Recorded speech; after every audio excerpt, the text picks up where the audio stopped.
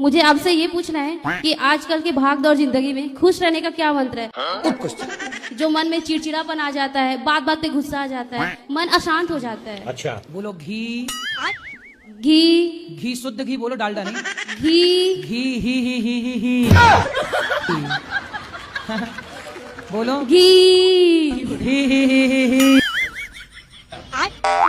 घी। ये है खुश रहने का मंत्र। ये देखो खुश देखो हो गए ना, सब खुश हो गए। अकेले बैठो बस ही खुश रहो। और क्या खुश रहने को भी पैसा थोड़ी है। लोगों को जब डिप्रेशन में रहने ही है तो लोग रह रहे हैं। बात तो सही है। इसलिए हम खुश रहे मस्त। अब बोले एक बार घी घी।